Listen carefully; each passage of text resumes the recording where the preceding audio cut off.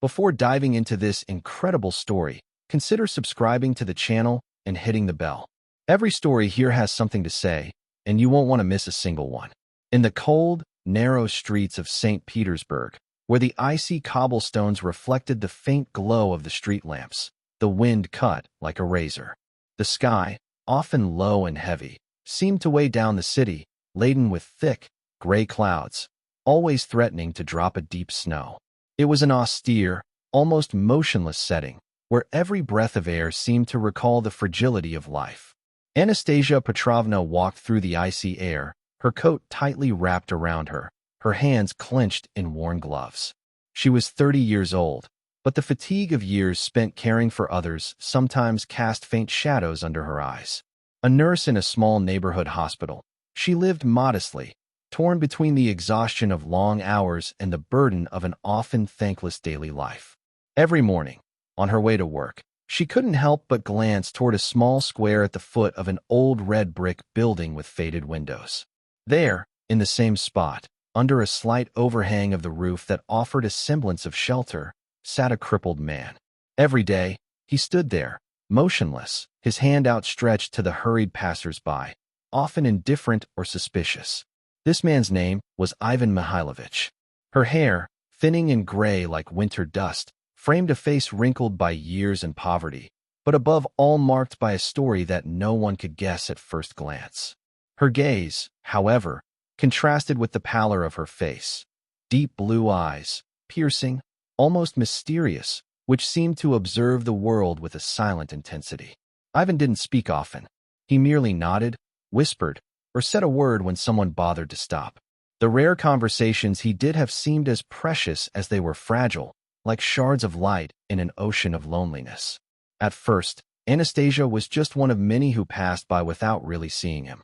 But over time, she had grown silent and stubbornly fond of this man. This small daily ritual became a breath of humanity in the sometimes relentless routine of her days. Every morning, she brought him a little food, a piece of bread, a hot soup, or a piece of fruit. A simple, modest offering in a world that often seemed to turn its back on her.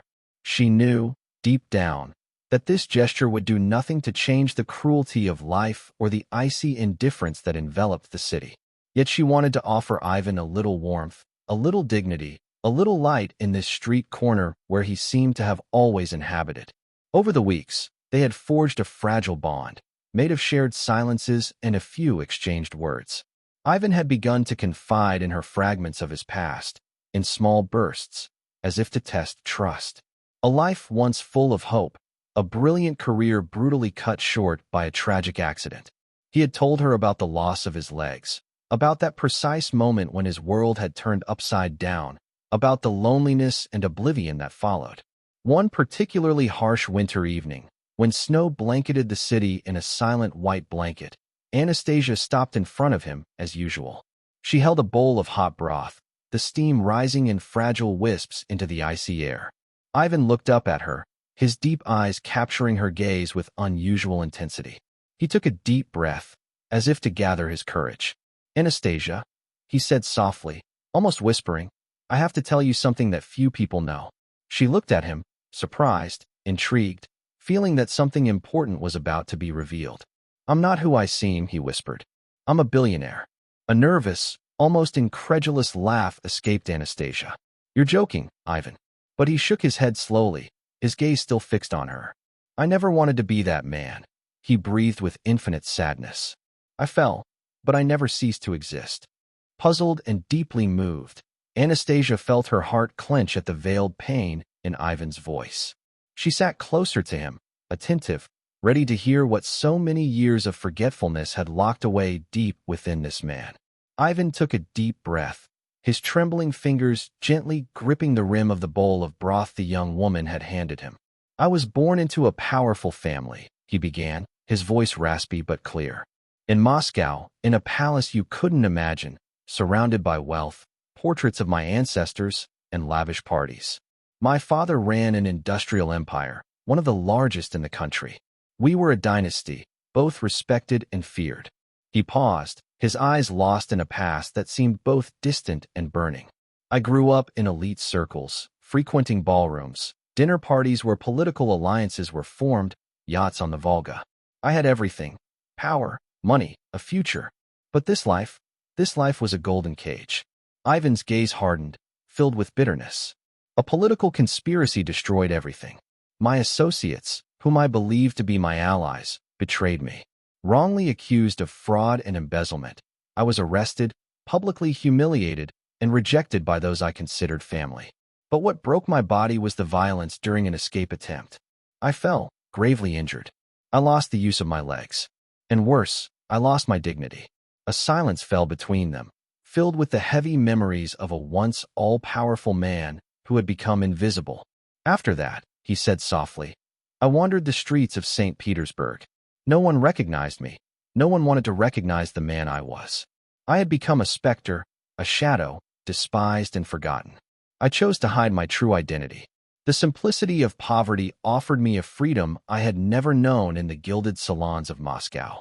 I prefer this poverty to the cruelty of my former peers.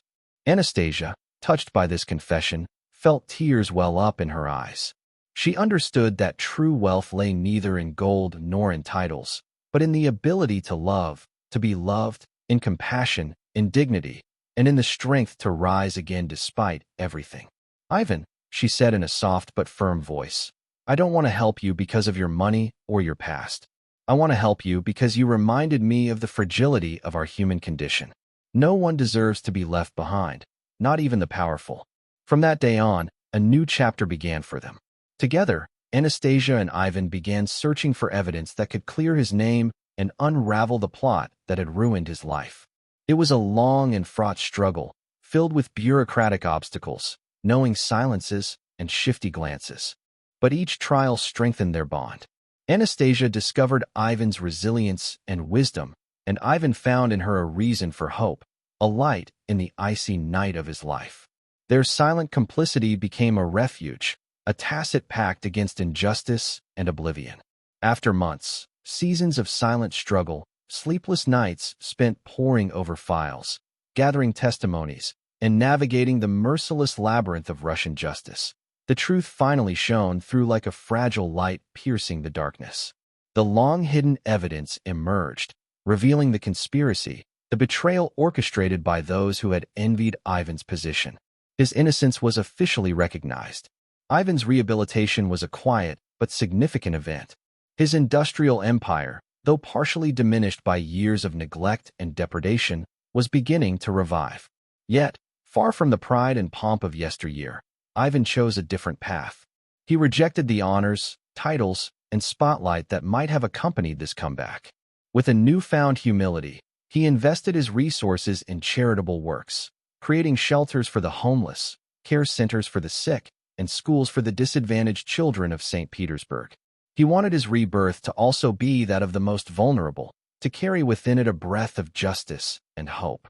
Anastasia, at his side from the beginning, had not only become his ally in this battle, but his life partner, his most faithful friend. Their bond, woven in pain and hope, had become an invincible refuge. Through her, Ivan rediscovered the strength of humanity, the power of simple and sincere gestures. One summer evening, as the setting sun bathed the city in a golden light, they strolled along the embankments of the Neva.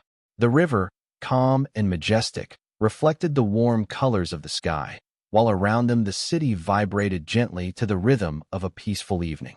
Ivan stopped, gently took Anastasia's hand in his eyes filled with gratitude and emotion. You gave me more than just food, he murmured.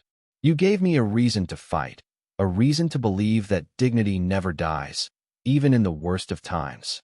Anastasia smiled, sensing at that precise moment the profound truth of his words. She understood that sometimes true wealth is not that which one can hold in one's hands, nor that which is recorded in ledgers or bank accounts, but a wealth invisible to the eyes, palpable in the hearts. You're the one who showed me that hope can rise from the ashes, she replied softly, and that even in the cold alleys, human warmth can change everything. The light wind caressed their faces as they looked together at the horizon, ready to write the rest of their story, not in the ephemeral grandeur of power, but in the sincerity and simplicity of a shared life.